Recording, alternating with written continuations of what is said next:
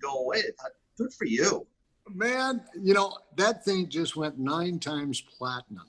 I mean, or didn't just go. It is 9 times platinum now. That's the wild. album. I just got an award for 9 times platinum. It's unbelievable. It was #1 in so many countries all at the same time.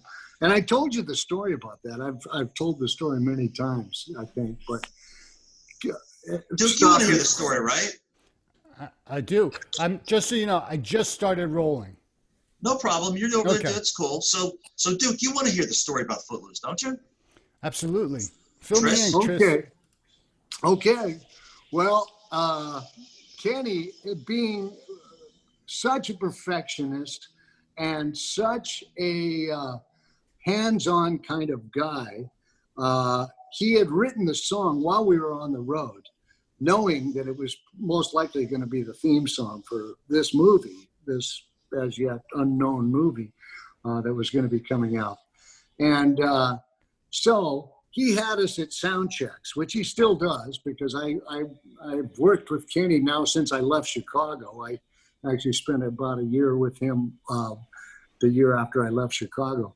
And all sound checks are not really sound checks, they're rehearsals.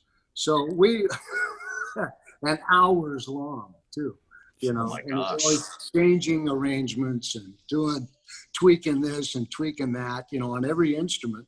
So, but the results, you know, I mean, my God, are, you know, irrefutable. You know, you can't argue with his records, you know. Mm-hmm. Yeah. So anyway, we were sick of that song. I mean, in short, we were just done, man. And this is before it even came out. Yeah, before we were even off the road to record it, right? We hadn't even recorded it yet. And, but we were that well rehearsed with it, right? And at that point, it was Nathan East on bass, the great Wow. Nathan East, the great Buzzy Featon on guitar, right? Neil Larson on keyboards, and Steve Wood on keyboards as well. So, I mean, it was a killer band. These guys, their pedigrees, you know, were amazing already. And so anyway, we went in and to the record plant in LA and cut it in 2 takes. One was for sound, and the second one was the take. That's awesome. And because we knew it inside and out. And then I went back and overdubbed the Simmons, you know, drums on the drum breakdown there, you know, but cut it first all acoustic. And I remember walking out of the record plant with Nathan, and we both looked at each other and said, man, that's the last time we'll ever have to hear that piece of crap ever again. You know? That's funny. And then the thing as you know, it took off and was #1 everywhere in the world at the same time. And I have to admit, when I couldn't change the radio dial and not hear it on every station, I liked it a little better, you know. And Tris, how do you feel knowing all that? And you just said that it is gone for the viewers. Can you explain, what does that mean, 9 times platinum? What does that mean? Well, that means 9 million records sold. And it is the only single, or 45 anyway, because it was those actually existed when we did the song. It was 1984, I think, was the year. If you like, I'll show you the award they gave me. Sure, Duke, let's see it, right? You want to see? Absolutely. Yeah? Okay, hold on.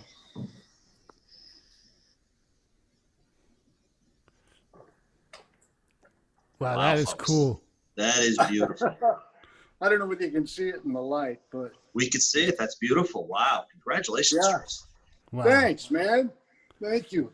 What was that other one? What was that other one that was on the wall? That's Richard Marx. You know the song Hold On to the Night? It was another #1 record. The ballad, yeah. The ballad, and then at the end, the drums come in, the whole band and all that. Nice. That was me on that. So that was triple platinum. And yeah, man. So I've been so blessed, you guys. I've been so blessed to have worked with all these incredible singer-songwriters and or bands, you know, too. My entire career, I've just kind of, I don't know how it happened, but I was the one that got the brass ring, I feel like, you know. And, Tris, I want to ask you, from all your experiences with that song, it just seems to fascinate me. It's 2020. What do you think, like when you're sitting around with Mary and it comes on? Do you have any specific thought? Do you go back in time, or are you beyond all that? Well, yeah, I've got a lot of thoughts actually. First, it never ceases to amaze me how I'm still thrilled, even though God knows how many times I've heard the song over the years. but any record I'm on, actually, when it's on the radio, it still just blows me away, just like it did the first time I heard myself on the radio. I love that. But I think because for me, the radio was so important growing up, you know. I had my ear glued to the radio or the record player, you know, at all times. So to me, that was just, it was too much to dream that big, you know, that one day I might be on the radio, you know. So God, it's still just, for me, it just really, really excites me. Well, forget the radio for a second. Did you see the movie in the theater? Did you see? And were you sitting in the theater thinking, that's my snare drum, that's my bass drum? That's yeah. But I kind of got to do that before with a track I'd done with Kenny with "I'm All Right" from Caddyshack. Yeah. And that was fun too, you know, to have experienced that. I still chuckle when I hear that song too. That's man, that movie was so funny. And Kenny told us that actually, you know, he was privy to seeing the movie before all the edits. And he said that some of the Rodney Dangerfield stuff that hit the editor's floor was even funnier than anything that was in the movie. That's crazy. Oh man, I love Rodney Dangerfield too. That was a great movie. Yeah, you really hit a nice string with Kenny. And then, of course, as everyone knows, he had 25 years in Chicago, 25 plus.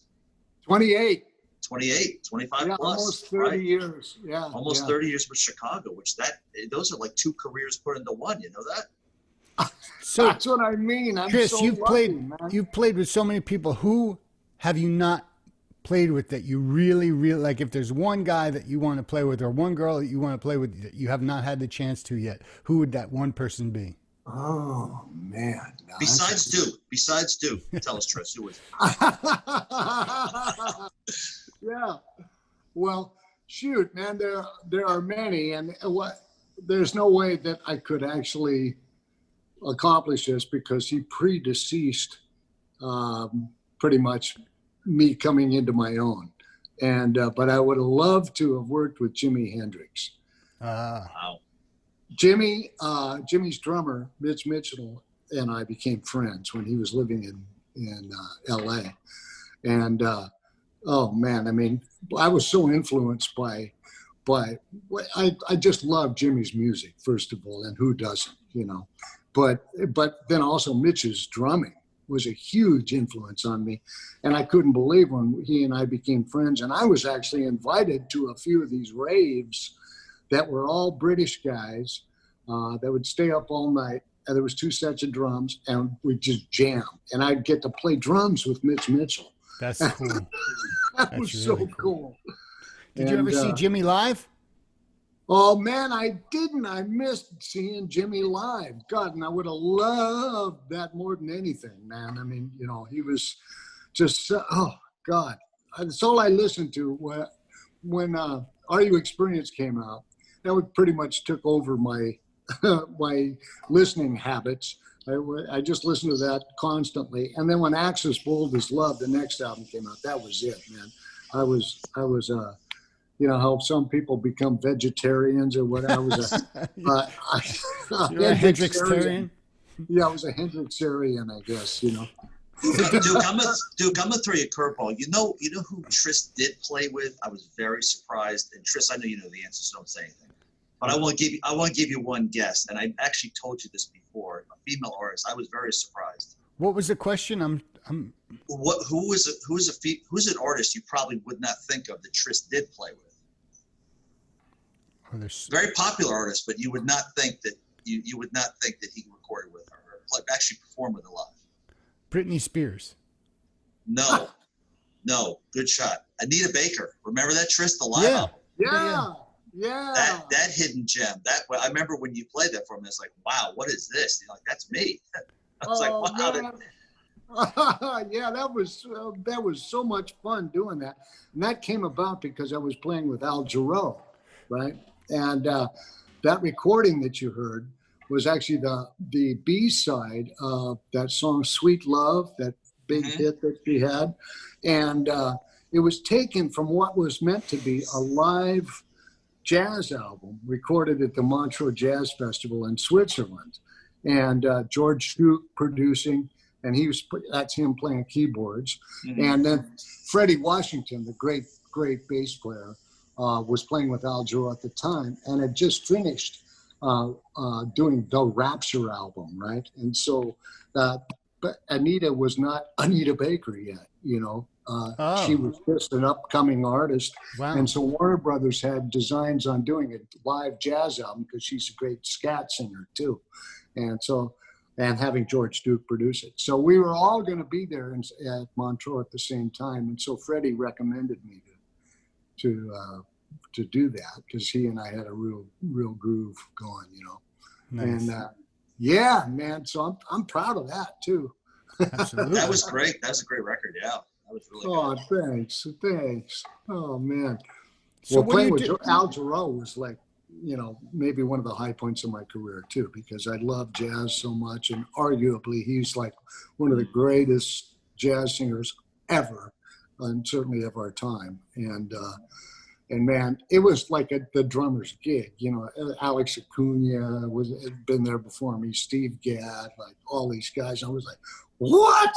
You want me to play too? Wow, man. So Who else was on the gig? When I did it, it was actually Neil Larson again that I mentioned from from his own records and his own, fame, was the musical director. Freddie Washington on bass, Dr. Leonard Gibbs on percussion, Michael Paulo on sax, Michael Patches Stewart on trumpet, and then Vonda Shepard, who had kind of a run on her own, played keys and sang. Wow. And then you guys, great rhythm guitar player, and what a great gal. You guys know Felicia Collins, right, from the David Letterman band? Oh, okay. She's a New York girl. Yeah, she played rhythm guitar and actually played some solos, man. She got really pretty good at soloing on that gig, Yeah, I mean, and what a great person, God. Just an amazing lady. Tristan, your whole career, I'm just curious, since you've worked and played so much, what's the longest tour you ever went on from start to finish, nonstop? Oh man, well, there was one year that I modulated from about, I'll say, we spent almost 2.5, almost 3 months in Europe with Al Jarreau. Wow. Right? When I came home, I kissed the ground. I love Europe, but wow, I was missing America. It was at the height of his success in the mid 80s, mid to later 80s. Yeah, in fact, it was 88, 87 into 88, I guess. And when I came back, I immediately went back out on the road with Kenny, with Loggins. So that was like one whole almost year, just back to back. And man, that was way too much. And it coincided with the birth of my daughter too. So, I mean, that was really rough, because I'd call my then wife and the baby was screaming and everybody was so unhappy. And I was like, oh God. So that, for all the perks and all the rewards, there are so many sacrifices, that you guys know of, you know. I mean, obviously being in the business, and if you are successful, there's a lot that you have to give up too. Yeah. So that's kind of why I chose to leave Chicago, you know, because the band was just touring so much, you know. How is your health? Because I'm fine, man. I'm doing Good. great. Thanks, dude, Good. for asking. I'm actually 11 years out from cancer now, from lung cancer. God bless. That's amazing. That is Oh, amazing. man. And, you know, I didn't tell anybody at the time because I didn't want all the sympathy and or anybody to be overly concerned, like particularly in Chicago, because I didn't want to be replaced, you know. But I only had a 15% chance of making it to 5 years. Wow. Yeah, because it was not early stage, and it was radical treatment, chemo and radiation and surgery. And it was stage 3A. So anyway, I just celebrated 11 years. And Congrats. God bless. Thanks. And my oncologist actually used the C word. He said, looks like we have a cure. Because they're really hesitant to say that with regards to lung cancer in particular. It's one of the bad ones.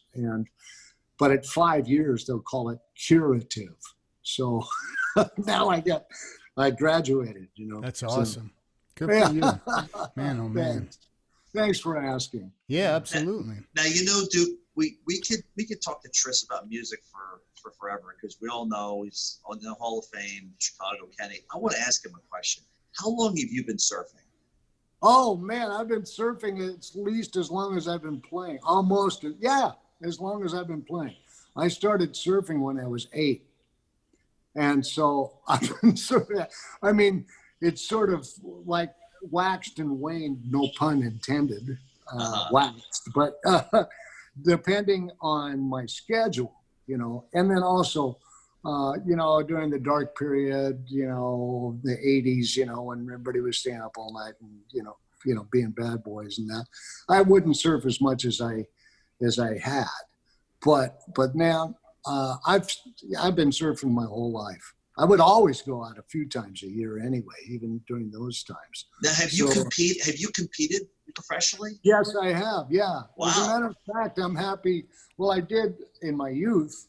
I was sponsored by I rode for a couple of surfboard manufacturers, as they say, Surfboard, Surfside, and Advanced Surfboards, and I'm been a member of, you know, a number of different surf clubs and that, and competed in those competitions. But I'm proud to say, when I was living in Hawaii, I'm really proud and amazed to say, in 2004, I won the nose riding contest at Pine Creek at Honolulu Bay on the island of Kauai, where I was living.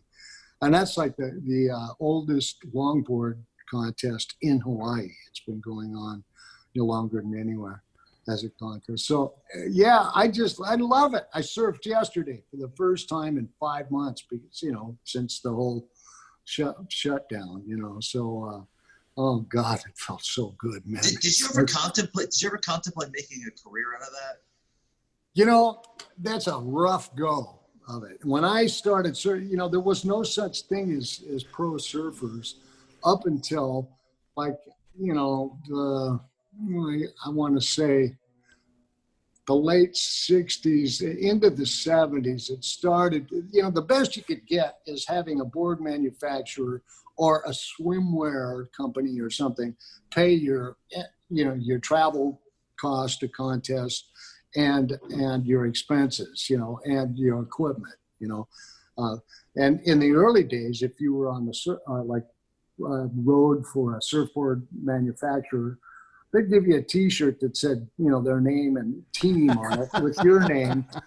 And if you were lucky, you're living large, dude. Surfboard.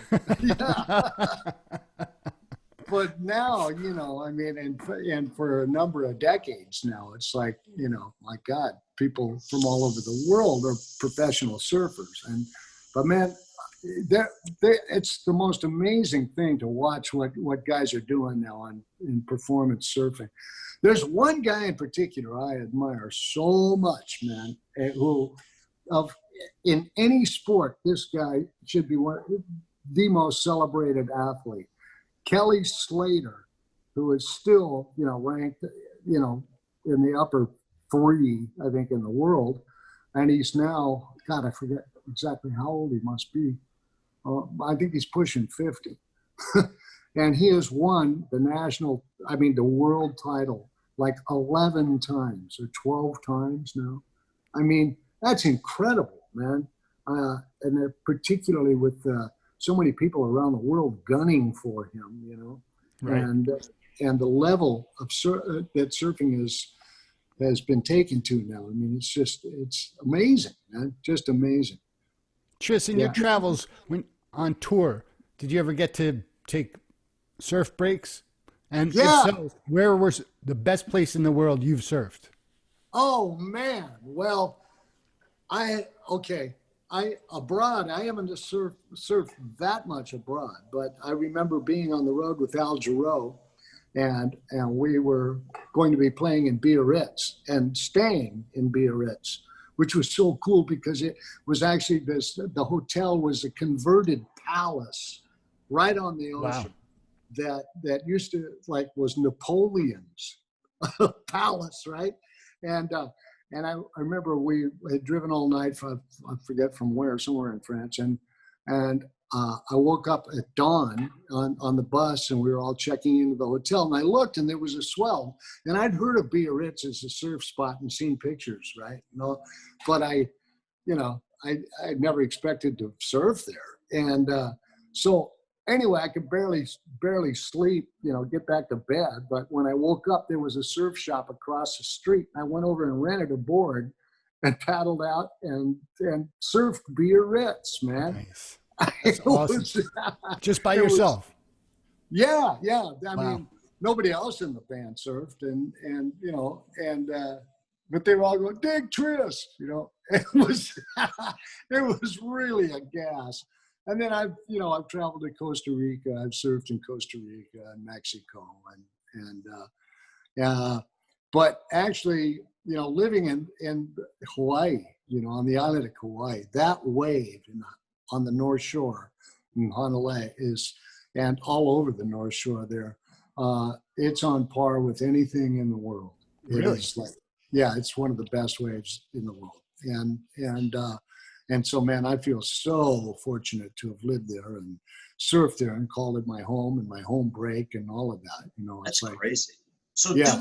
Duke, let me ask you a question. I never asked you because Tris, Duke lives right on the Atlantic too.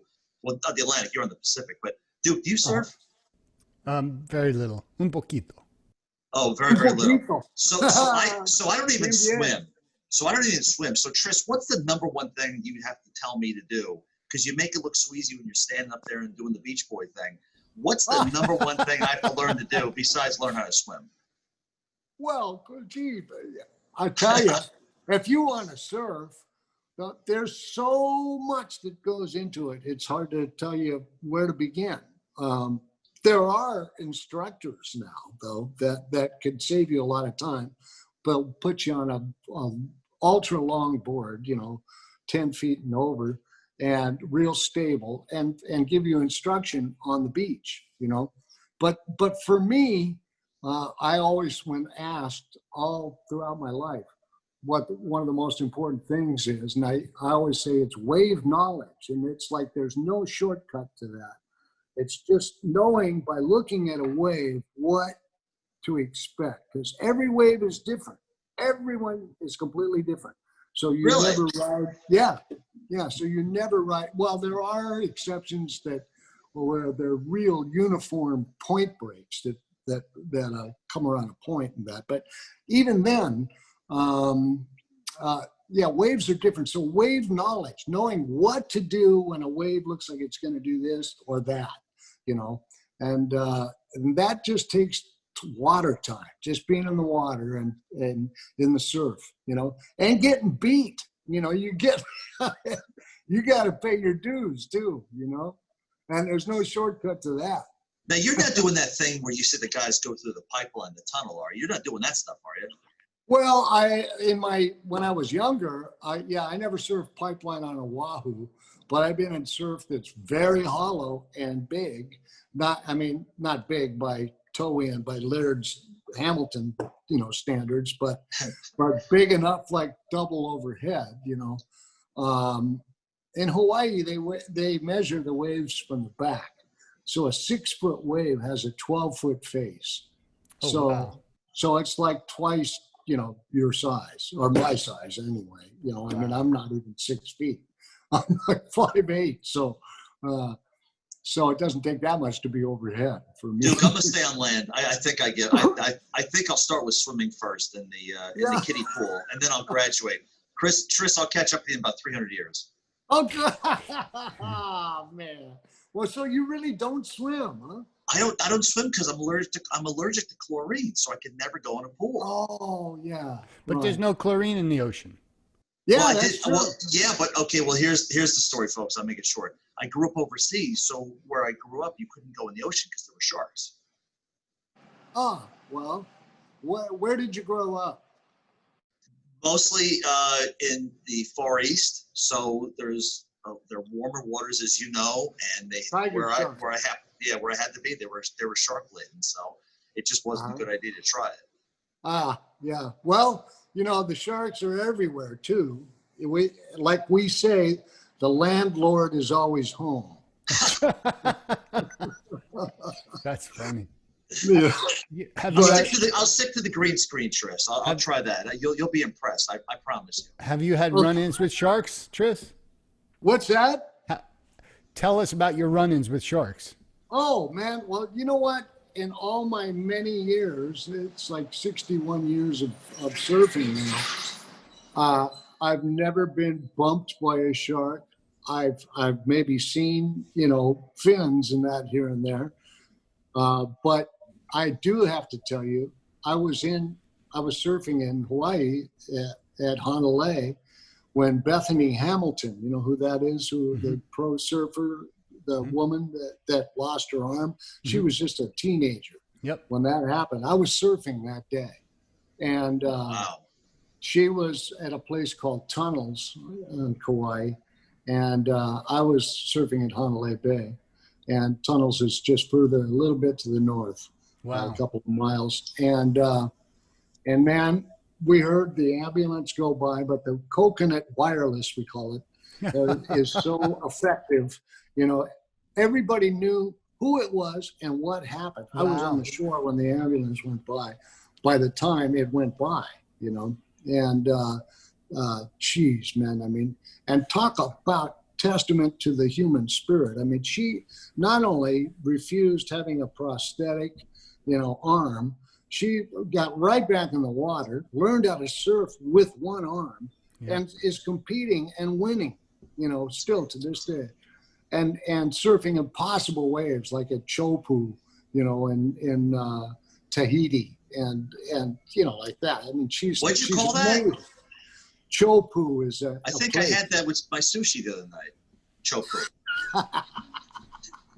Chopu. What's a Chopu? That's a great name for a band. Chopu. Well, the spelling's a little awkward though. It's THEAPOO.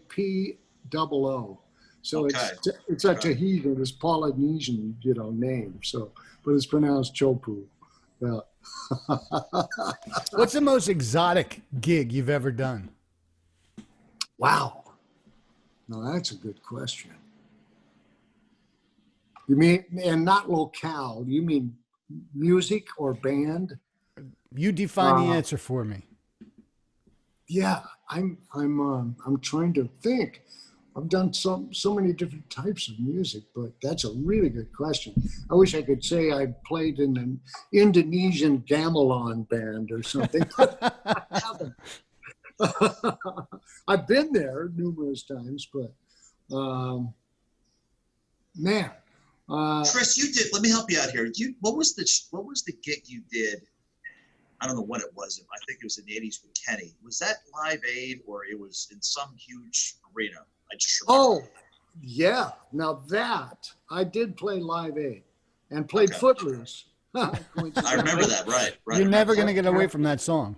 No, he's not. Yeah, I'm not letting go, Duke. Yeah, right. That we played Footloose, at Live Aid, which was, of course, 90,000 in the stadium there in Philadelphia. But the combined audience around the world, because of pay-per-view and all of that, was 1.5 billion. Holy mackerel. Right? So that's the most people I've ever played for. Wow. And Yeah, I don't think you're beating that, Tris. I hate to break it to you. You're not beating that. Well, you know, they brought that out in that great Queen movie about Queen, that Live Aid, only they were playing Wembley because it took place at both places, not simultaneously, but roughly the same time, only, you know, European time and then East Coast time. Didn't Phil Collins play both? He did. He took the Concorde, right? Yeah. And ended up playing like both, right? Yeah, it was incredible, man. Yeah, that he was able to pull that off. Man, that was, God, to have been a part of that.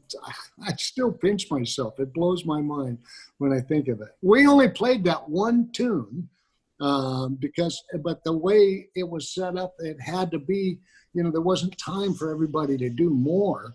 And we actually barely made the gig because we were in Houston the night before and had played that night. And so most of us had stayed up to not miss the wake-up call and to catch the flight to Philadelphia to get there in time. Wow. And, you know, all I could bring was my set of Simmons and my snare drum. And Stan Lynch, gratefully from Tom Petty and the Heartbreakers, was kind enough to let me use his drum set. And wow. So I just set my Simmons up and my snare and used his stuff, you know, because there wasn't time to get all of our equipment there, you know. Did you get to see anybody else play when you were there? Oh, God, yes. Everybody, I saw that reunion of Led Zeppelin, you know, for the first time in I don't know how long. I mean, it was a reunion of sorts, you know. Right. And I think Tony Thompson played drums. Right. On that, yeah. And what a great drummer he was. Oh, he was, and a great guy too, man. Yeah, Steve Jordan introduced me to him in New York years ago, and he was such a great guy. Great player. Now, Duke, I want to ask you a question. Tris doesn't just play drums; he does play another instrument. Do you know what it is, or do you want to venture a guess? I know what it is. Oh, okay. Yeah. Let's talk about that. Go ahead. Let's talk about that. I'm curious. Tris, are you a big blues guy? Is that how that came about? Yes, sir. Okay. Absolutely, Duke. I love the blues, man.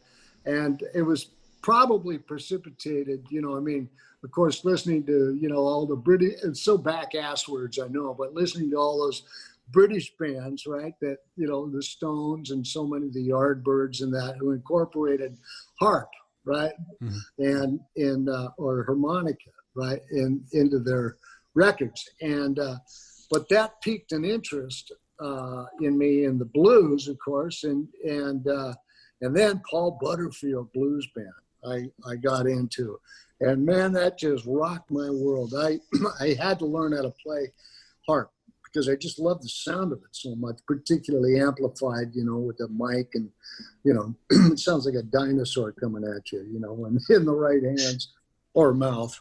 So yeah, so I do play harp. And I kind of, there again, I've, you know, gone through periods where I practice a lot and then I just let it go for a while and then I practice again. So I'm not like, you know, as sharp on harp, so to speak, as I am on the drums. But God, I actually, Huey Lewis and the News and Chicago were on the road together. And Huey, as you might know, is a great harp player. And Bill Champlin told Huey that I played harp too. So he went, no way. So he said, you're coming out and you're going to play on the encore. We're going to trade Oh, four. sweet. And so I was like, wow, man. So sure enough, man, he had another beautiful vintage, you know, tweed Fender amp out there and a bullet mic and a harp in the key for me, the right key. And so we started exchanging fours. And man, that was such a gas. Man. That's awesome. That was so much fun. That was a fun tour with Huey and Chicago. Yeah. Back in the day, that's really cool. you Yeah. had your own band where you sang and played harp. And where are those recordings? Well, actually, not that where I sang and played harp, but I did play harp on records with bands that I've been in, where I also played drums. You didn't But sing? You were never sang? I did sing. I did sing. Okay, I thought you sang. Up until Kenny Loggins, about a few years into the Kenny Loggins band, right into early '80s. And Kenny said to me something that I should have never listened to. He said, "You know what, Chris? I just don't like the way singing drummers look." And I was like, "Really?" And then it made me like, well, God, I guess I must look funny when I sing. And so I said, I'll just play drums.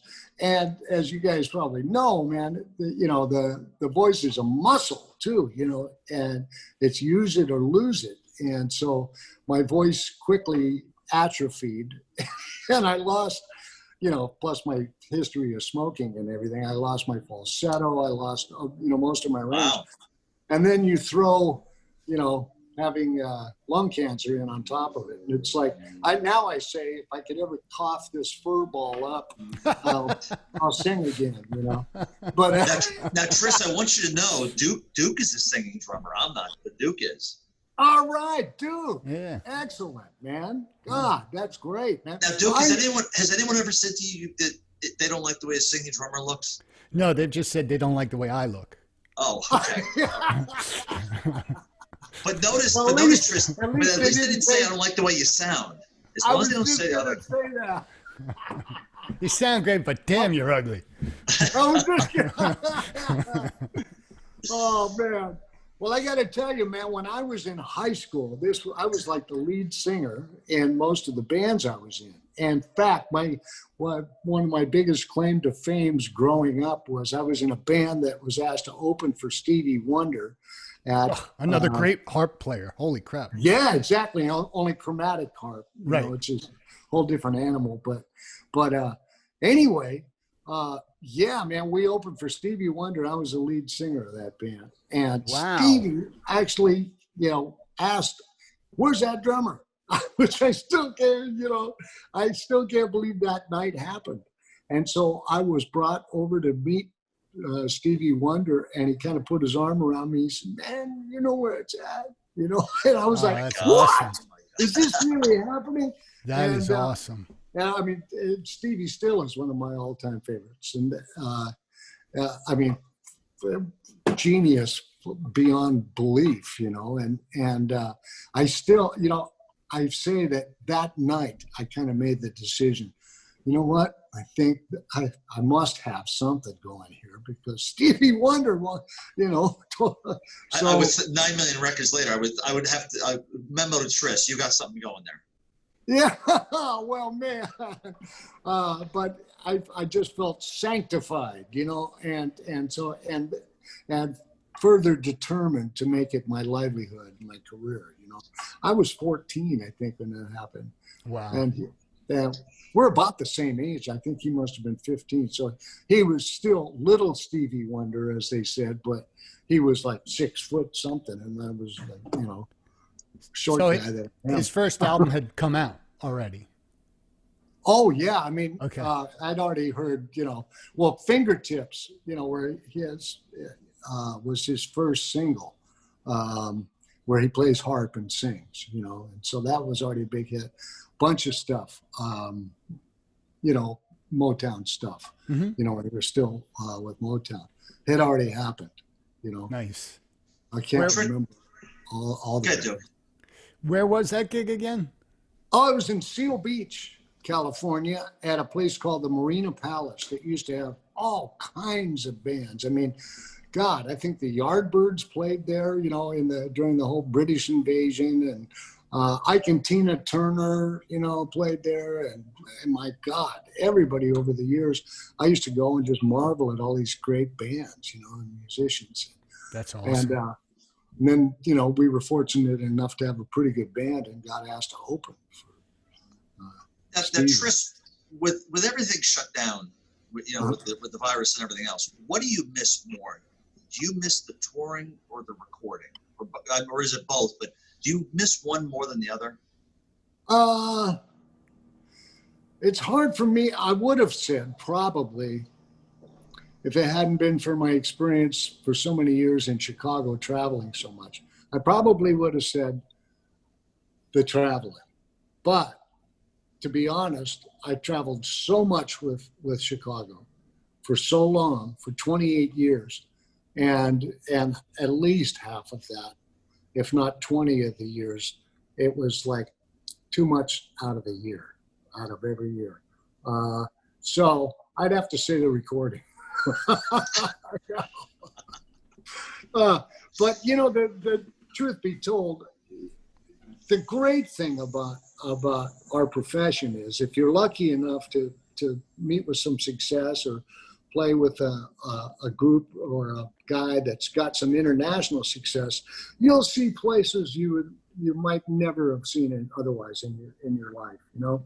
And God, I've been around the world so many times, man, and making money doing that, you know, and like making a living. I'm just so incredibly blessed, and so I'm really grateful to Chicago and to every artist I've worked with, you know, for that. And the good news is for you, that you know this better than anybody, the bulk of your career was during a time when people actually bought records as opposed to today, where it seems as if the majority of the money is from touring and merchandise, and you really capitalized on that time period, which is great.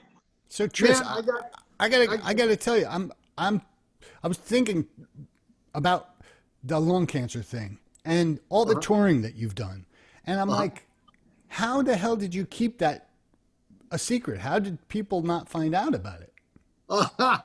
Well, I asked everybody in the band if they could kind of like not make a big deal out of it, because I didn't want it known. You know, it's a real kind of, I don't know, until you experience that, it's hard to say how you react, but it's kind of a real personal thing, because you're kind of looking your mortality right in the face, you know. Mm-hmm.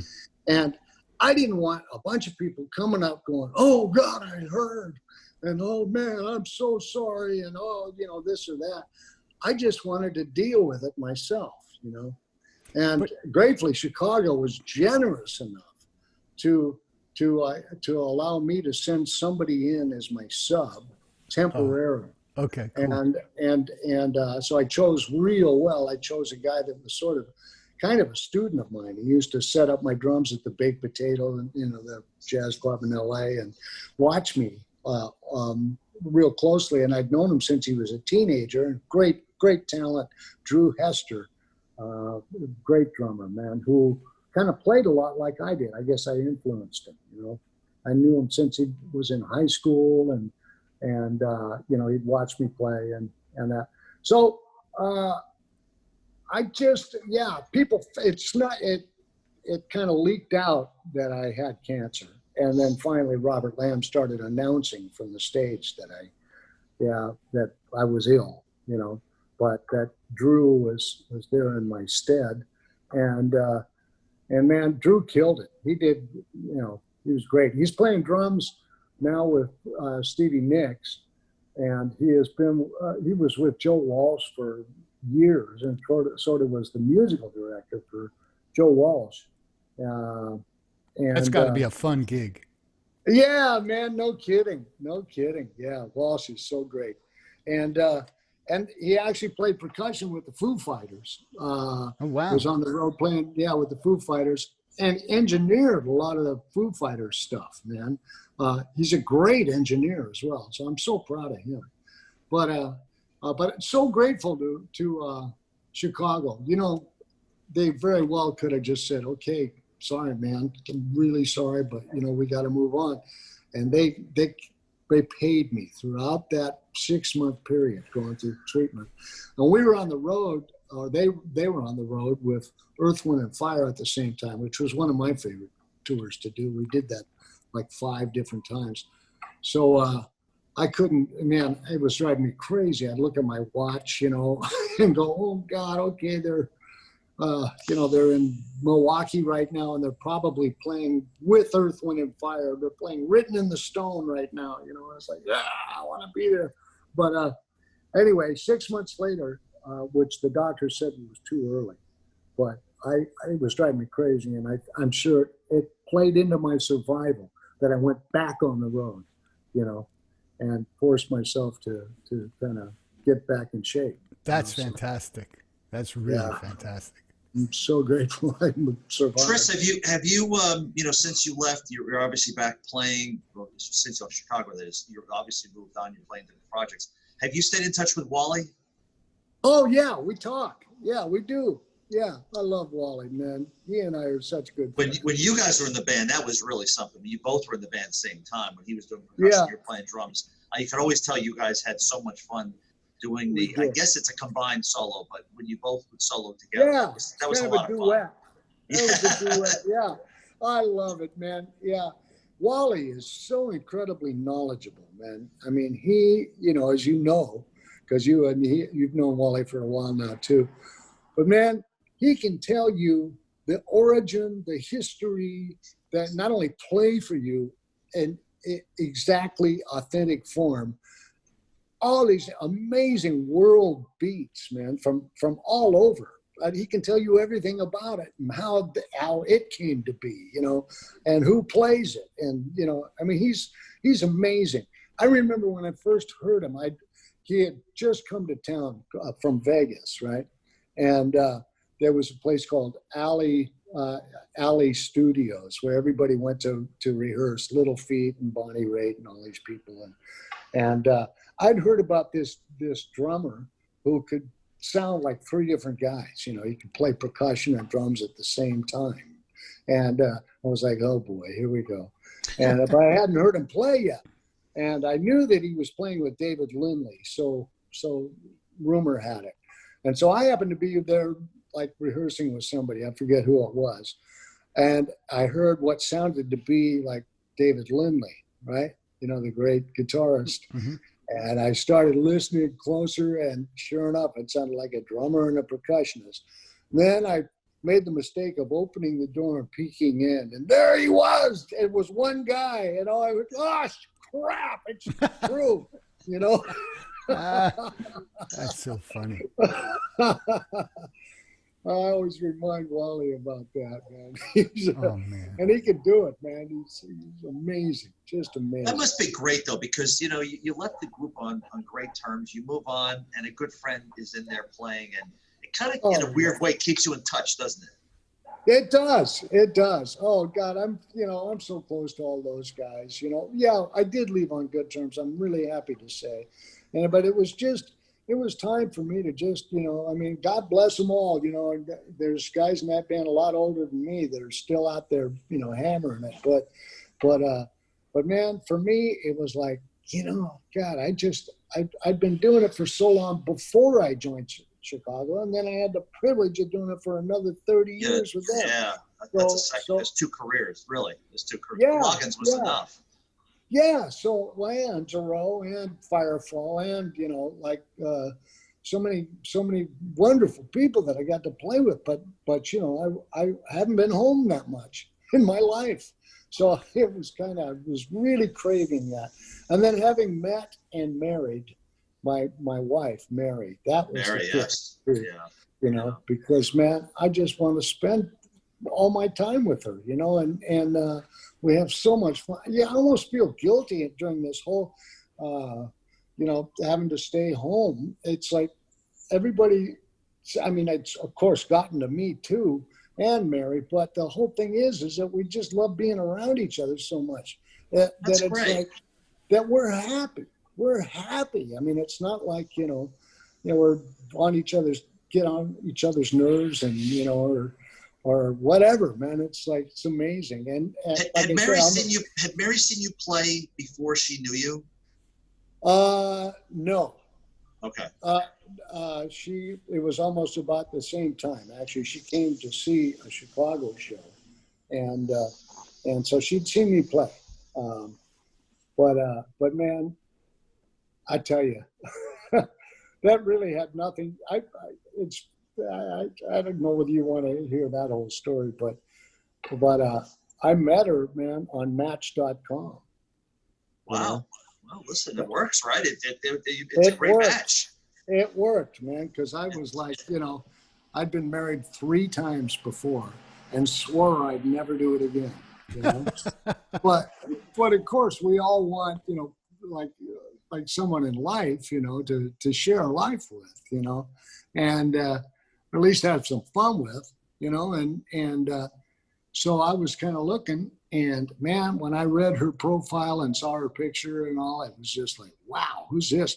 And then we started talking on the phone, and I was on the road for like months, but I say that I fell in love with her on the phone. I really did. I mean, we were just so compatible, man. And then when we got together, it was like, wow. I mean, the chemistry was off the hook. So again, man, I am the luckiest guy I know. I mean, well, she's not getting chopped liver, okay, Tris? Come on, let's get it straight. She's not getting chopped liver. Stop it, all right? Shit, what's left of me, huh? The one story I want you to tell, Duke, that I love that you always tell, because I would think I was surprised when you said it. Was I remember you telling me stories that when you were, it doesn't matter if you were Chicago or Kenny, you would once in a while look out there. I remember you saying a lot of times you can't see because of the lights and it's bright up there. But I remember you saying you would get nervous because you'd be like, holy cow, that's so-and-so and he's here. And I just never thought someone of your caliber would even get nervous at all. Oh, yeah. Oh, yeah, man. Well, there's been a number of times that's happened, but who do I want to talk about meeting eyes with? Tony Williams comes to mind. Wow. I was asked to play for the band that I had with one of my ex-wives, Cecilia Noel and the Wild Clams, whom was at one time one of the hottest bands in LA. It was a 14-piece Latin funk band that did everything from straight salsa to funk, and had like Jimmy Earl was a bass player for a while, and I mean, that was like the early '90s, right? Yeah. And I mean, literally some of the baddest. Luis Conte would play, or Sheila E., or Machito Sanchez percussion. I mean, some of the baddest people there are, and in fact, when I'd go on the road, my subs ranged from Simon Phillips to Dave Weckl and I'd come off the road and go, God, can I play in my band? Will you guys let me play? I was so worried to get so spoiled with those cats, so, but anyway, that band was asked to play at the NAMM show, and for DW and for Zildjian at this big party. And so literally, like, every named drummer you can think of, from Dennis Chambers to Ed Thigpen I mean, everybody was there. And it was a really good band. but I had been working on, because I knew I had to come up with a solo to at least keep people's interest. I mean, like people like that, And so I was doing this 3-pedal ostinato thing, and I try to work out with this one-handed like triplet against it, and then try to solo with my left hand against one part of my solo. And right when I launch into that part, which I was a little unsure of, I look up, and who's looking at me like just really pinning me was Tony Williams. Wow. Wow. And I gotta say it, I was so nervous at that point. If you put sand in my asshole, I would have shit diamonds. So, heard it put that way, but okay, I understand. Pardon me. Man, woo, I'm surprised I made it through that. But without like blowing it completely. But then another time, I invited Steve Gadd and his wife Carol to come see us with Earth, Wind, and Fire and Chicago. And to my surprise, he accepted. And I was like, oh no, now what am I gonna do? Because he'd just gotten off the road with James Tatum. This was only not that long ago, you know. And he came, man. And he dug it, man. I mean, oh, God. He, to me, I have to say, Steve Gadd embodies everything that I could ever aspire to be. I mean, and he is just the master of taste and has all the chops in the world and such a stylist. And so he serves the music so beautifully, you know. I mean, I'm in a constant amazement of him. And I borrow way too much from him. I owe him. I really do. Chris, what are you listening to nowadays? Like, what kind of music are you really into? Are you in a phase right now, or is there something that's really catching your ear? Well, man, you know, for a while, I got real intrigued. This was a couple years ago. There was actually some European based Swedish. There's a band from Sweden that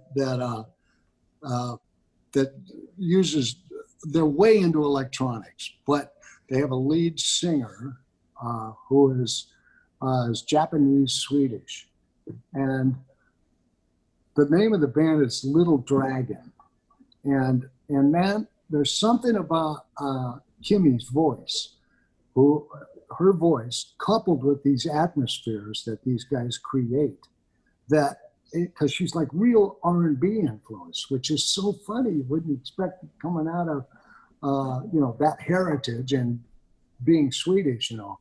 But anyway, they really caught my ear. But that was a while ago, and I'm kind of off that now.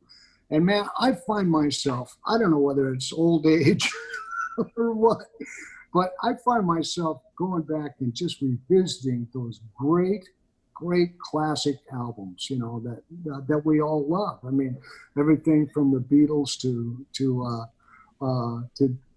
Dave Brubeck, you know, Time Out, you know, and marveling at the mastery, you know, like pre technology, you know, when it was just people that actually had to stand and deliver. You had to be able to play.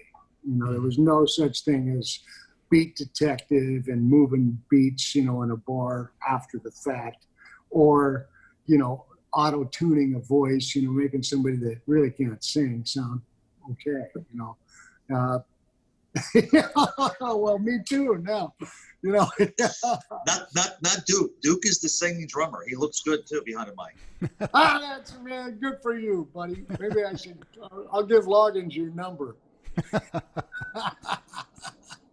But yeah, man, I mean, it's like, I don't know whether it's just because I'm in this nostalgic phase or what, but or just re-examining stuff that was so important to me in my life and influenced me so much. So but, what is your proudest moment as a drummer, not hit wise, performance wise? Well, I have to say, playing with Al Jarreau, that guy was so tapped into our higher selves, or you know, the source, the creative source, call it what you will, and so spontaneous, you know, because even though he was like, you know, he had success in the pop world and the R&B world, he was a jazz guy at heart, you know. So he's very spontaneous. So every night it was different, you know. And so what did he do to make it different? Like, what did he say? I don't want to hear you play the same thing tonight. Or like, how did that happen? That's how he was, just left it open for you to like, you know, if you felt like stretching or you were inspired, you heard something that would, you know, really contribute to that moment, you know, he would like, actually, he was so appreciative and so secure, such a fine human being. He would literally stop if you did something that he loved, stop singing, or in the middle of singing, go, "Ladies and gentlemen, Tristan Imboden," you know, wow, in the middle of a song, you know. that guy, he just blew my mind. So I'd have to say that for me, there were moments on different tunes at different times in different cities around the world with him that were probably the high point for me. That's awesome. Yeah, just so incredibly soul satisfying, And not to mention, there were times when I just felt like throwing my sticks down and just listening. I couldn't believe what I just heard him do, He was really something. Then again, with Chaka Kahn, too. She was like, God, I love her voice so much, man. And I had the honor of working with her as well. And there was times, she'd do stuff. I was like, what? Did she really just do that, And I wasn't with her for very long because I was asked to join the Jarreau band, but wow, man. Tris, I'm only asking because some artists have told me this, which I thought was curious. Do you like to listen to yourself? Because some people have told me actors or musicians say, I don't want to listen to myself, or I don't want to watch my movie. I don't want to watch myself. Yeah. Do you have a problem listening to yourself? No, I don't, because I find that I learn. The more I do it, the more I learn about myself. There's sort of a point of diminishing returns, though, I think, where you can become so self-conscious about, okay, I tend to rush coming out of that fill,